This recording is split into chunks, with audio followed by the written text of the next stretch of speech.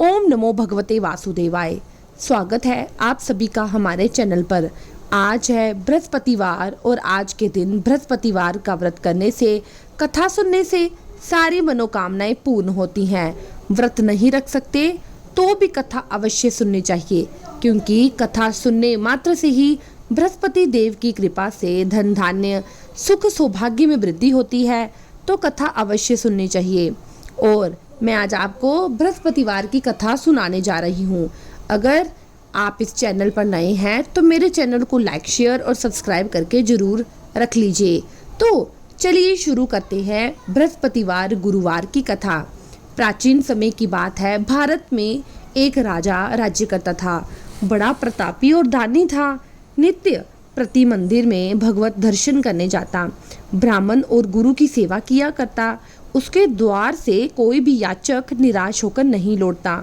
प्रत्येक गुरुवार को व्रत करता, पूजन करता, हर दिन गरीबों की सहायता करता। परंतु ये सब बातें उसकी रानी को अच्छी नहीं लगती थी। ना व्रत करती, ना दान पुण्य करती और राजा को भी ऐसा करने से मना करती। एक समय की बात है कि राजा शिकार खेलने जंगल चला गया तो बृहस्पति देव साधु का वेश धारण करके उस राजा के दरवाजे पर भिक्षा मांगने आए। साधु ने रानी से भिक्षा मांगी तो कहने लगी, हे साधु महाराज, मैं इस दान पुण्य से तंग आ गई हूँ। इस कार्य के लिए मेरे पतिदेव बहुत हैं। अब आप ऐसी कृपा करें, सारा धन नष्ट हो जाए और मैं आराम से रह सकूं। साधु रूपी बृहस्पति देव ने कहा, तुम तो बड़ी विचित्र हो। संतान और धन से कोई दुखी नहीं होता, इसको सभी चाहते हैं। पापी भी पुत्र और धन की इच्छा करता है। अगर तुम्हारे पास धन अधिक है तो भूखे मनुष्य को भोजन कराओ, प्यासों को पानी पिलाओ, ब्राह्मणों को दान दो, धर्मशालाएं बनाओ, कुआं, तालाब, बावड़ी, बाग, बगीचा का निर्माण करवाओ, निर्धनों की कुंवारी कन्याओं का विवाह कराओ, साथ ही यज्ञ आदि करो। इस प्रकार के कर्मों से आपके कुल का और आपका नाम परलोक में सार्थक होगा और स्वर्ग की प्राप्ति होगी। परंतु रानी साधु की इन बातों से खुश नहीं हुई। उसने कहा, हे साधु महाराज, मुझे ऐसे धन की आवश्यकता नहीं जिसको मैं अन्य लोगों को दान दूं और जिसको रखने और संभालने में मेरा सारा समय नष्ट हो जाए। साधु ने कहा, देवी, यदि तुम्हारी ऐसी इच्छा है तो मैं तुम्हें बताता हूँ, तुम वैसे ही करना। बृहस्पतिवार के दिन घर को गोबर से लीपना, केशों को पीली मिट्टी से धोना, केशों को धोते समय स्नान करना, राजा से कहना कि वह हर बृहस्पतिवार हजामत कराए, भोजन में मांस मदिरा खाना, पीले कपड़े नहीं पहनना और उस दिन कपड़े धोने को डाल देना। इससे क्या होगा कि तुम सिर्फ ये काम 7 बृहस्पतिवार करोगी तो तुम्हारा सारा धन नष्ट हो जाएगा। ऐसा कहकर साधु महाराज अंतर्ध्यान हो गए। रानी ने साधु के कहे अनुसार अभी कुछ ही बृहस्पतिवार ऐसा किया था कि उनकी समस्त धन संपत्ति नष्ट हो गई। भोजन के लिए दोनों परिवार दोनों समय तरसने लगे। संसारिक भोगों से दुखी रहने लगा। तब वह राजा रानी से कहने लगा, हे रानी, तुम यहाँ पर रहो, मैं दूसरे देश जाता हूँ, क्योंकि यहाँ पर मुझे सभी मनुष्य जानते हैं, यहाँ मैं काम नहीं कर पाऊंगा। ऐसा कहकर राजा परदेश चला गया। वहाँ जंगल से लकड़ी काट कर लाता, शहर में बेचता। इस तरह जीवन व्यतीत करने लगा। इधर राजा के जाने से रानी और दासी बहुत उदास रहने लगी। किसी दिन भोजन मिलता, किसी दिन जल पीकर समय व्यतीत करती। एक दिन रानी और दासी को 7 दिन भोजन के व्यतीत हो गए थे।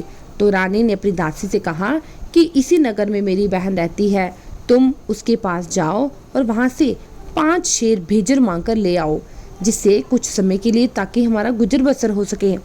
दासी रानी की बहन घर गई तो उस समय रानी की बहन पूजा कर रही थी। उस दिन बृहस्पतिवार का दिन था और रानी कथा सुन रही थी। दासी ने रानी की बहन को बहुत बार आवाज़ लगाई कि मुझे 5 शेर भेजर दे दो। दासी ने बहुत बार कहा, परंतु उसकी बहन ने कोई उत्तर नहीं दिया, क्योंकि वह कथा सुन रही थी। और बृहस्पतिवार की जब हम कथा सुनते हैं तो बीच में उठना जो है वो शुभ नहीं माना जाता। जब दासी को रानी की बहन से कोई उत्तर नहीं मिला तो बड़ी दुखी हुई और क्रोध भी आया। लौटकर रानी से बह बोली, आपकी बहन तो बहुत ही धनी स्त्री है, छोटे लोगों से बात नहीं करती। मैंने उससे कहा तो उसने मुझे उत्तर नहीं दिया, इसलिए मैं वापस चली आई। रानी बोली, दासी, इसमें उसका कोई दोष नहीं। जब बुरे दिन आते हैं कोई सहारा नहीं देता। अच्छे बुरे का पता विपत्ति में ही लगता है। अब जो ईश्वर की इच्छा होगी वही होगा। ये सब तो हमारे भाग्य का दोष है। उधर रानी की बहन ने सोचा कि मेरी बहन की दासी आई थी, परंतु मैंने उससे बात नहीं की और वो बहुत दुखी हुई होगी। कथा सुनकर विष्णु भगवान का पूजन समाप्त करके वह अपनी बहन के घर लौट आई और कहने लगी, बहन, मैं बृहस्पतिवार का व्रत कर रही थी। तुम्हारी दासी गई, परंतु जब तक कथा होती है तब तक ना उठते हैं ना बोलते हैं, इसलिए मैं नहीं बोली। कहो दासी, तुम क्यों आई थी? तो रानी बोली, बहन, हमारे घर में अनाज नहीं था। ये बात तुमसे कहाँ छुपी है? इसी कारण मैंने दासी को तुम्हारे पास 5 शेर भेजल लेने के लिए भेजा था। रानी की बहन बोली, बहन देखो, बृहस्पति भगवान सबकी मनोकामना पूर्ण करते हैं। देखो, शायद तुम्हारे घर में अनाज रखा हो। ऐसा सुनकर दासी घर के अंदर गई तो उसमें एक घड़ा भेजर का मिल गया। वो बड़ी हैरान हुई। उसने सभी बर्तन देख लिए थे और रानी को बताया था कि आज तो घर में अनाज का एक दाना भी नहीं है। अब ये बेजर कहाँ से आया? दासी अपनी रानी से कहने लगी, रानी देखो, जब हमको अन्न नहीं मिलता तो हम रोज ही व्रत करते हैं। अगर इनसे व्रत की विधि कथा पूछ ली जाए तो हम भी किया करेंगे। दासी के कहने पर रानी ने अपनी बहन से बृहस्पतिवार व्रत के बारे में पूछा तो उसकी बहन ने उसे बताया कि बृहस्पतिवार के व्रत में चने की दाल, मुनक्का से विष्णु भगवान का केले की जड़ में पूजन करें, दीपक जलाएं, पीला भोजन करें, कथा सुने। इस प्रकार करने से गुरु भगवान प्रसन्न होते हैं, अन्न पुत्र धन देते हैं और सारी मनोकामनाएं पूर्ण करते हैं। व्रत और पूजन की विधि बताकर रानी की बहन अपने घर लौट आई। रानी और दासी दोनों ने निश्चय किया कि बृहस्पति देव भगवान का पूजन अवश्य करेंगे। 7 रोज बाद जब बृहस्पतिवार आया तो उन्होंने व्रत रखा। गुड़साल में जाकर चना और गुड़ लाई, उसकी दाल से केले की जड़ तथा भगवान विष्णु का पूजन किया। अब पीला भोजन कहाँ से आए? बड़ी दुखी हुई, परंतु उन्होंने व्रत किया था। बृहस्पति देव उनसे प्रसन्न थे, इसलिए वे एक साधारण व्यक्ति के रूप में 2 थालों में सुंदर पीला भोजन परोस के लाए और दासी से बोले, ये भोजन तुम और रानी दोनों कर लो। दासी भोजन पाकर बड़ी प्रसन्न हुई और रानी से कहा कि चलो हम दोनों भोजन कर लेते हैं। तब रानी बोली, क्यों? तुम मेरे जले पे नमक छिड़क रही है। तब दासी ने बोला, नहीं, कोई व्यक्ति आया था और वे 2 थालों में पीला व्यंजन परोस कर गया है। तो रानी ने कहा, क्या हम दोनों खाना खाएंगे? तब दासी ने बताया कि हाँ, हम दोनों खाना खाएंगे और साथ में दोनों भोजन करेंगी। दोनों ने गुरु भगवान को नमस्कार किया और भोजन शुरू किया। उसके बाद वे प्रत्येक बृहस्पतिवार को गुरु भगवान का व्रत पूजन करने लगी। बृहस्पति देव की कृपा से उनके पास धन हो गया, परंतु रानी फिर से पहले की तरह आलस होने लगी। तब दासी ने बोला, देखो रानी, तो पहले भी इस प्रकार का आलस करती थी, तुम्हें धन रखने में कष्ट होता था, इस कारण सभी धन नष्ट हो गया। अब गुरु भगवान की कृपा से धन मिला है तो तुम फिर आलस पड़ रही हो। बड़ी मुसीबतों के साथ हमने ये धन पाया है, इसलिए हमें दान करना चाहिए, पुण्य करना चाहिए, मनुष्यों को भोजन करवाना चाहिए, ब्राह्मणों को, प्यासों को पानी पिलाना चाहिए, तालाब बावड़ी का निर्माण करवाना चाहिए, मंदिर पाठशाला का निर्माण करवाना चाहिए, कुंवारी कन्याओं का विवाह करना चाहिए और धन को शुभ कार्यों में खर्च करना चाहिए, जिससे तुम्हारे कुल का यश बढ़े, स्वर्ग प्राप्त हो, पितृ प्रसन्न हो। दासी की बात सुनकर रानी इस प्रकार के कर्म करने शुरू कर दिए। उसका काफ़ी यश फैलने लगा। एक दिन रानी और उसकी दासी आपस में विचार करने लगी कि ना जाने राजा किस दशा में होगा, उनकी कोई खोज खबर नहीं है। गुरु भगवान से उन्होंने प्रार्थना की और भगवान ने रात्रि में राजा को सपने में कहा, हे राजा, उठ, तेरी रानी तुझको याद करती है, अब अपने देश लौट जा। राजा प्रातःकाल उठा, विचार करने लगा कि स्त्री जाति खाने और पहनने की ही साथी है, पर भगवान की आज्ञा मानकर वह अपने नगर को जाने के लिए तैयार हो गया। जब राजा परदेश गया तो परदेश में बड़ा दुखी रहता था। प्रतिदिन जंगल में लकड़ी काटने जाता, शहर में बेचकर अपना दुखी जीवन बड़ी कठिनाई से व्यतीत कर रहा था। एक दिन राजा दुखी हो अपनी पुरानी बातों को याद करके रोने लगा। तभी उस जंगल में बृहस्पति देव एक साधु का रूप धारण करके आए और राजा के पास आकर बोले, लकड़हारे, तुम इस सुनसान जंगल में किस चिंता में बैठे हो, मुझे बताओ। ये सुनकर राजा के नेत्रों में जल भर आया और साधु की वंदना करते हुए बोला, प्रभु, आप सब कुछ जानने वाले हैं। इतना कहकर राजा ने साधु को अपनी पूरी बात बताई। महात्मा तो दयालु होते हैं। वे राजा से बोले, राजा, तुम्हारी पत्नी ने बृहस्पति देव के प्रति अपराध किया था, जिसके कारण तुम्हारी ये दशा हुई। अब तुम किसी प्रकार की चिंता मत करो, भगवान तुम्हें पहले से अधिक धन देंगे।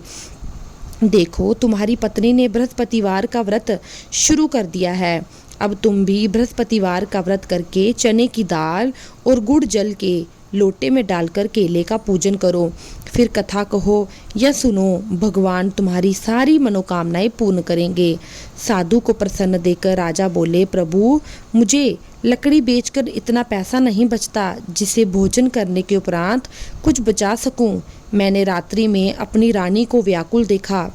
मेरे पास कोई साधन नहीं जिससे उसका समाचार जान सकूं, और फिर मैं बृहस्पति देव की क्या कहानी कहूं, ये भी मुझे मालूम नहीं।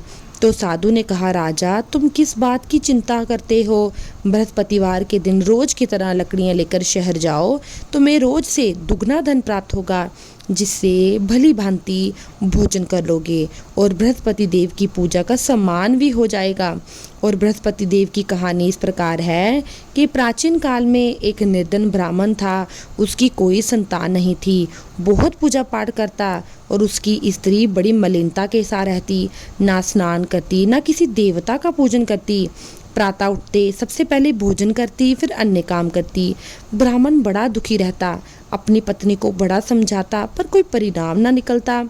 भगवान की कृपा से उस ब्राह्मण के घर एक कन्या का जन्म हुआ। कन्या अपने घर में बड़ी होने लगी। प्रत्येक रोज वह स्नान करके भगवान विष्णु का जप करती, बृहस्पतिवार का व्रत भी करती, पूजा पाठ करके स्कूल जाती, तो स्कूल जाते मुट्ठी में जो भर के ले जाती और पाठशाला के मार्ग में डालती जाती। वही जो स्वर्ण हो जाते तो लौटते समय उनको बिन के घर ले आती। एक दिन बालिका सूप में उन सोने के जौ फटक रही थी।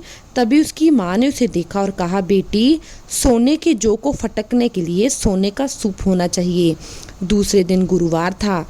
उस कन्या ने फिर से व्रत रखा और बृहस्पति देव से प्रार्थना की कि प्रभु, यदि सच्चे मन से मैंने आपकी कभी पूजा की है तो मुझे सोने का सूप दे दो। बृहस्पति देव ने उसकी प्रार्थना स्वीकार की। रोजाना की तरह कन्या जौ फैलाती, स्कूल जाती, स्कूल से लौट के वापस आती तो जौ बीन रही थी।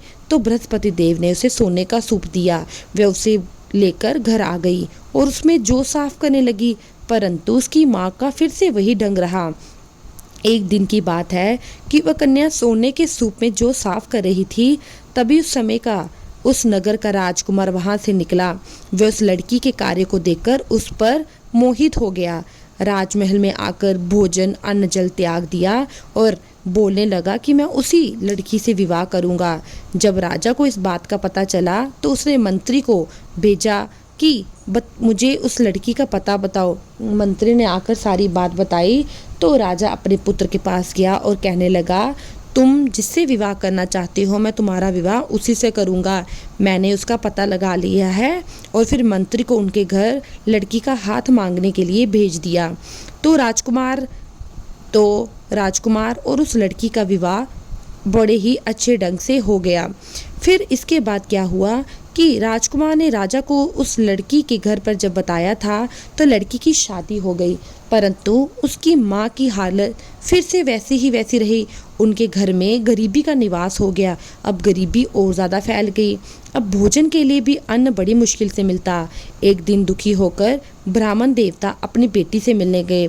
बेटी ने जब पिता की इस अवस्था को देखा तो माँ का समाचार पूछा तो ब्राह्मण ने सारी बात बताई। उसकी बेटी ने उस ब्राह्मण को बड़ा सारा धन देकर विदा किया। इस तरह ब्राह्मण का कुछ समय निकल गया। इसके बाद कुछ दिन बाद वही हाल हो गया।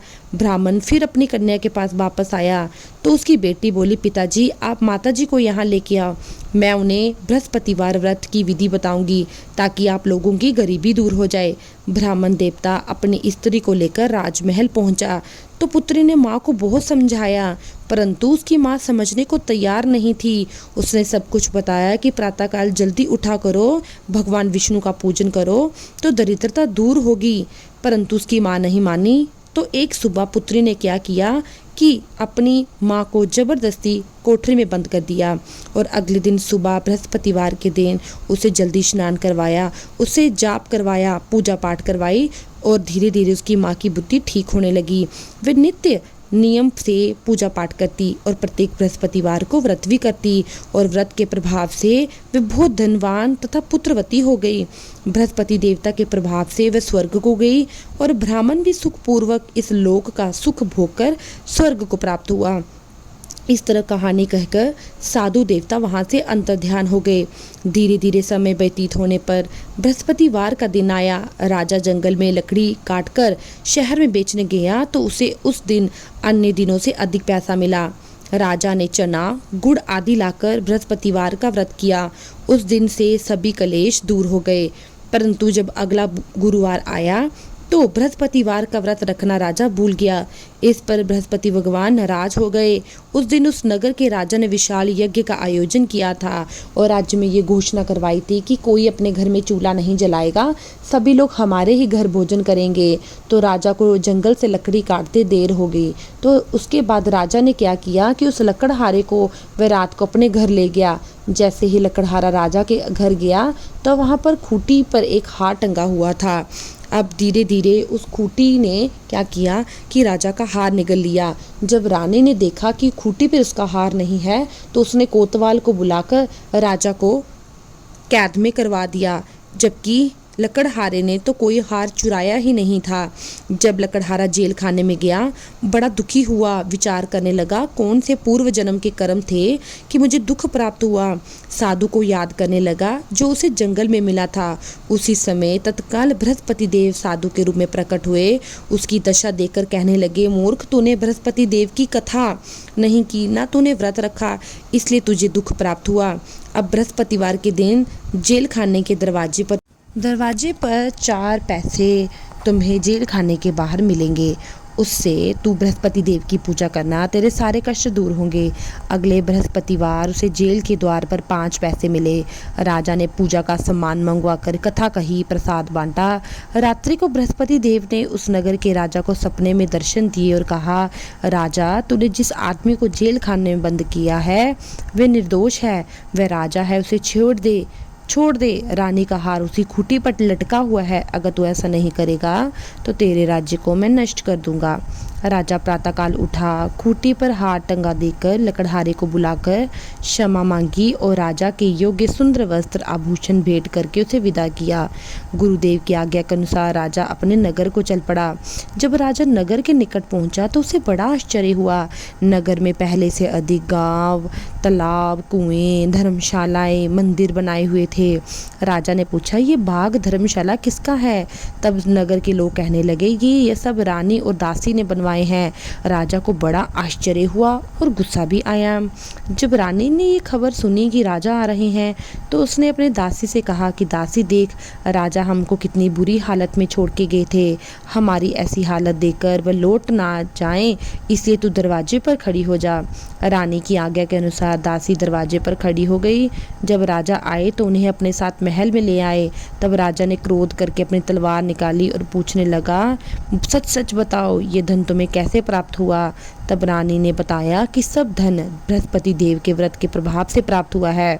राजा ने निश्चय किया कि अब वह हर बार इसका व्रत रखेंगे, बृहस्पति भगवान का व्रत रखेंगे, ताकि जिस तरह बृहस्पति देव ने राजा और रानी के जीवन में सुख समृद्धि का अभाव पड़ा था वो मुक्त किया, उसी प्रकार बृहस्पतिवार का जब हम लोग व्रत रखते हैं तो हमारी जितनी भी कष्ट, हमारी बाधाएं होती हैं वो बृहस्पति देव अवश्य दूर करते हैं। बस 7 बृहस्पतिवार व्रत करके देखो, आपको उसके परिणाम अवश्य ही मिलेंगे।